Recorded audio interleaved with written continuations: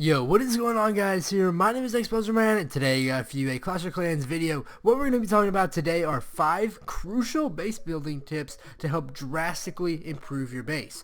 What we're going to be doing is just going through 5 tips that I believe are very common, but they are very crucial, and I'm going to do an in-depth explanation of each and every one of them. So let's go ahead and get started and get right into it. This can be used for all town halls of every level. It's not just specified to the later town halls. It's for every town hall in general. So let's go ahead and get started.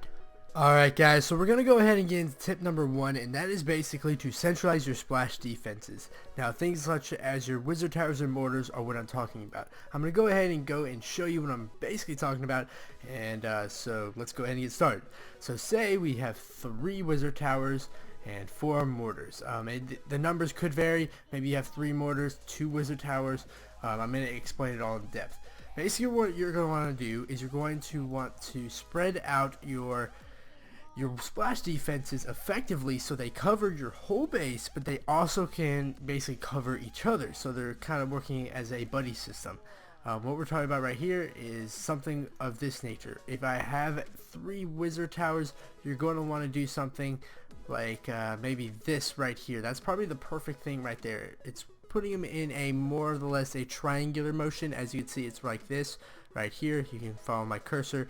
It is like a triangle motion, and what they basically do is they cover the whole base, yet they also cover each other's backs right here. So something like that is very crucial. It is very good strategy, and a lot of good bases use them. So kind of look out for something like that and try to form your base to where it has the centralized splash damage. That's going to help to protect your resources a lot better. Now for mortars and things like that, you can spread those out even more because they have a larger radius. So maybe you have 3 of those. What I recommend doing is something on the lines of this right here, where you have a quadruple thing. I'm talking in the sense of a Town Hall 8. So it's going to look something like that, where you have in a complete square. They can all kind of defend each other, but they're a little bit more spread out. If you have something like just 3 mortars, go ahead and spread them out like this, something like that. They're in a kind of a triangular motion, just like the wizard towers. If you only have 2 of something, what I recommend doing is just kind of spreading them out on each of the edges right there. You kind of don't have much to work with if you only have 2. Something that you do not want to see is maybe something like this. Let's just say that, you know, it's in a square, but it's really kind of off-centered, or 2 like right beside each other. That's not very good. Any kind of in line, maybe 2 something like that. Just look at the wizard towers. Something like that isn't very good. Definitely recommend doing that, not doing anything like that. We're going to show you my base. I actually don't do the wizard towers perfectly on the trophy base, but what I do it well on is my my farming base. So I'm going to show you this right here. So we're going to show you edit as layout. As you can see, they're in kind of a triangular motion. I kind of like it maybe somewhere on the lines of like right here, and then kind of something like that.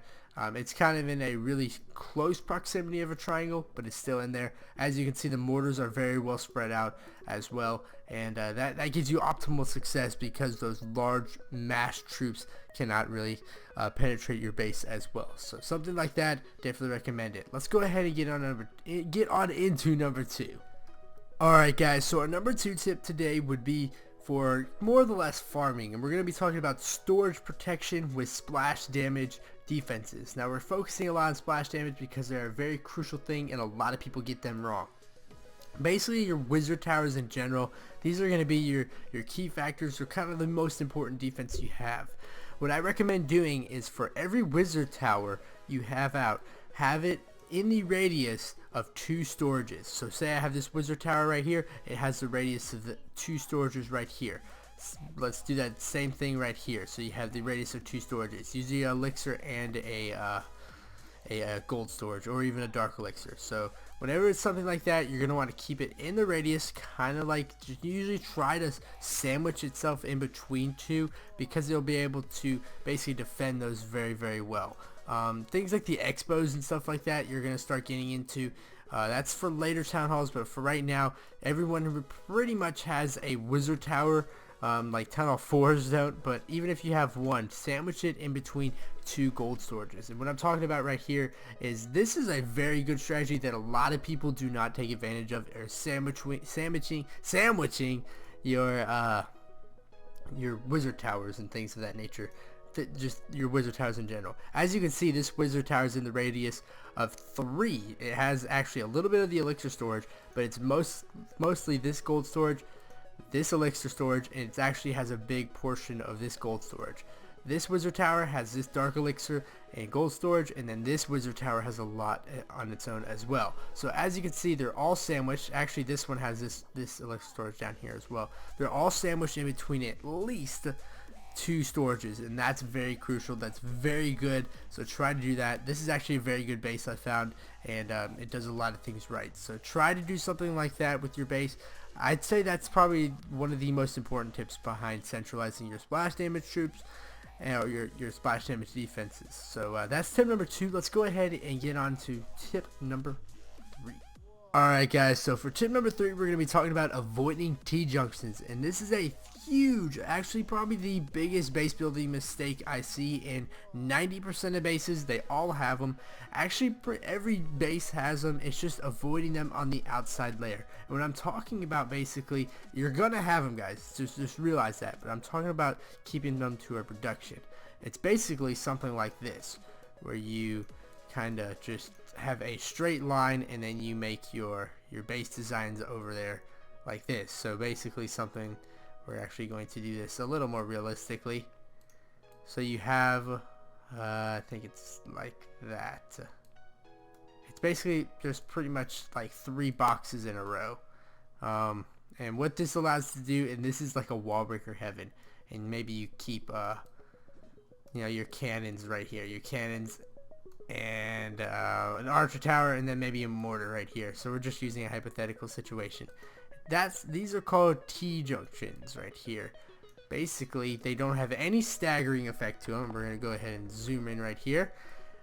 It's basically this right here. This little bad boy right here. This, as you can see, there's a little T right here. It makes a perfect T all throughout this.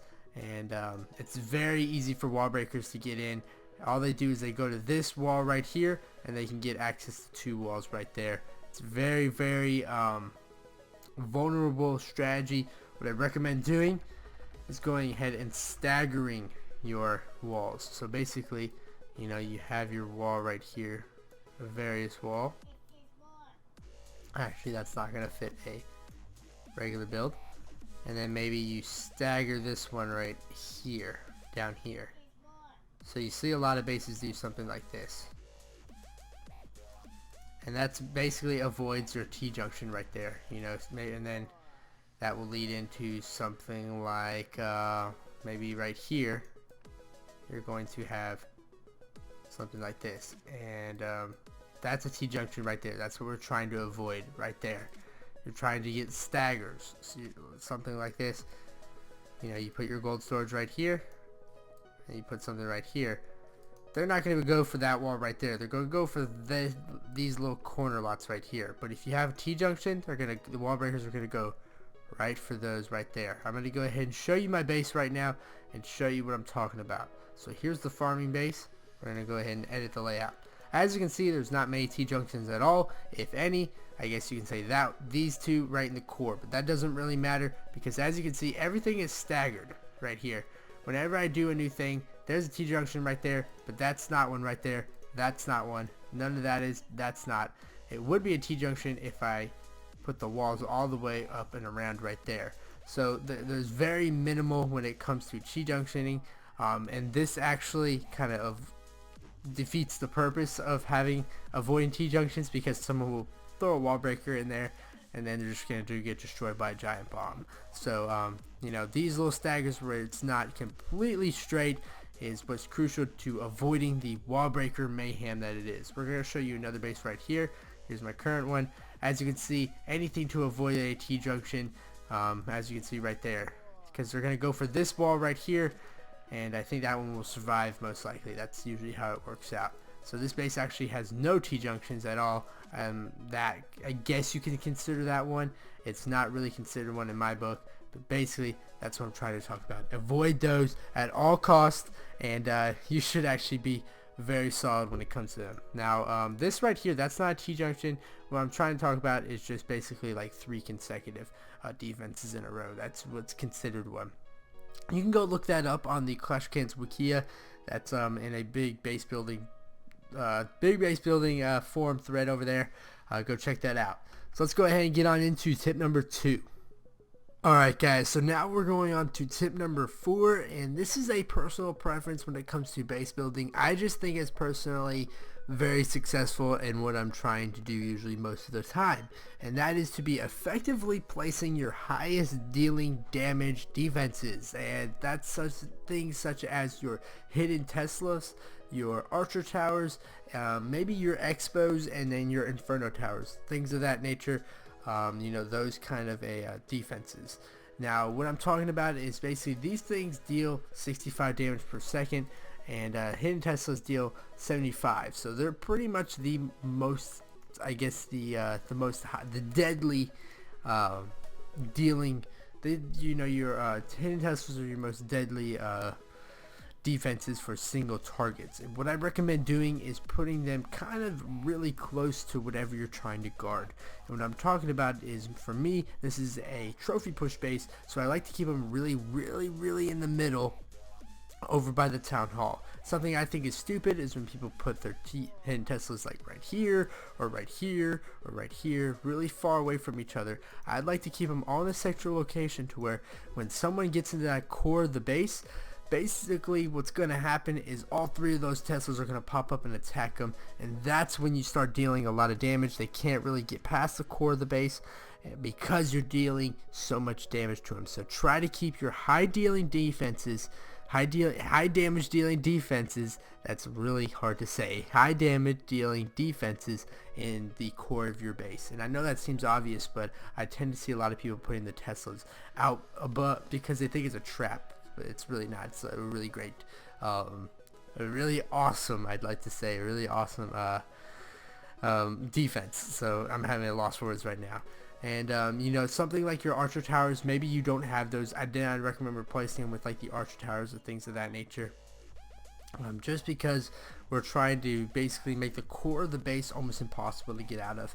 If we go ahead and look at some of the top players in the world, I'm not sure about how the top players in the world would react, but we're going to say like the top US players, because a lot of those guys tend to do some really cheap methods. We're going to talk about, let's look at this guy right here. He's in War MVP. This is a God, I can't think of his name. This is, what's his name? Havoc Gaming. He's one of the top guys. As you can see, the core of his base is nearly impossible to get out of. You have a expo. You have like 3 expos right here. You have really high damage dealing archer towers. You have insanely high damage dealing inferno towers, and those are pretty much your highest damage dealing defenses right there. Most likely he has a few Teslas right here, and basically once that guy gets into that core of the base, he's almost donezo. We're going to go ahead and take a look at one more guy and show you how crucial it is to keep those really high damage dealing defenses in the core of the base. So we're going to go ahead, go over here one more time and look up the top players. And usually, most likely, the global isn't. Usually they do these cheap tactics to where they don't do it, and as you can see, it's kind of like that. You know, the top players in the world, it's kind of like a mystery. But as you can see, his expo's like right there, his inferno tower is right there, and right there, and then he most likely has a few Teslas right there. So once someone gets in that core of the base, it's nearly impossible for them to get out. They might be able to get a 2-star, but pretty much all their defense is donezo when it comes to that. So try to go ahead and keep everything in the core of the base. You know, for me right now at Town Hall Level 8, all I have are your hidden Teslas and maybe some archer towers. I might want to replace that here and there. I'm not going to do things such as your Barbarian King and your Clan Castle, because that's a really obvious tip that everyone knows, and then things such as your air defenses centralized, yeah, everyone knows that. So I'm going to go avoid those, and then trap placement as well. All 3 of those kind of tips and tricks, those already been discussed by everyone, and I'm trying to show you guys some underlying tricks. So let's go ahead and get into my last tip number 5, and yeah, let's go ahead and get started. Alright guys, so for the last tip I have, it's not really an in-game tip, it's more or less a community tip, and what we're going to be talking about in this last one is basically to get your base reviewed by a lot of people. Get different opinions on things, because your one opinion probably won't be the best one every time. If you can get a community involvement in your base, that will definitely be good. Maybe you think you're dead set that you have to put a cannon on the outside, and the community thinks you shouldn't. There's multiple minds are smarter than one mind. Just gonna go ahead and throw that out there. So basically what I recommend doing is going on the Clash of Clans forums, and they have a whole base building guide, a whole base building forums to it, where you can go ahead and search through and find all these different bases, and even post your own base on there, and people will have a whole thread going on, basically commenting on your base and figuring things out. So I'm going to go ahead and I'll redirect you to that. The link will be in the description, and you can go ahead and figure out basically anything you want. I'll show you it real quick, the forum, and basically how it all works. So let's go ahead and get into that. Alright guys, so this is the website right here, is the Clash of Clans forums. It's on Supercell. I'm going to have the link in the description right here. All you need to do is you need to go down here and go to base design, tactics, and strategy, and there's a whole thread or whole forum based on finding new bases, having base help, and you can post it yourself. As you can see, maybe you're TH7, go down to this right here, this forum, and you can go ahead and see all the personal opinions on people. So this is a guy, he made a base. Let's go ahead and look at that. I actually can't do that because I don't have my account on right now. Once you have an account, you can go ahead and look at that, and then there's, as you can see, this guy right here, I would personally use the first design. So it's all about opinions, and you can get a second look, second, third, fourth look, and opinions on multiple people. Maybe how should I attack it? So things like this, these are all very, very good tools and resources to make an incredible base. That's basically all I have to talk about, is to use these resources, use those little basic hints and tips, and I think you should be solid good to go. So that's pretty much it, guys. I want to thank you all for watching. If you did like this, please give it a like button, or the thumbs up, not a thumbs down. That's really poopy. I don't like that. And I'll try to get back to all your comments. I've been really busy lately. If you like Clash of Clans, come subscribe. Thanks for watching, guys. I'll see you next time, and I hope these tips helped. Later.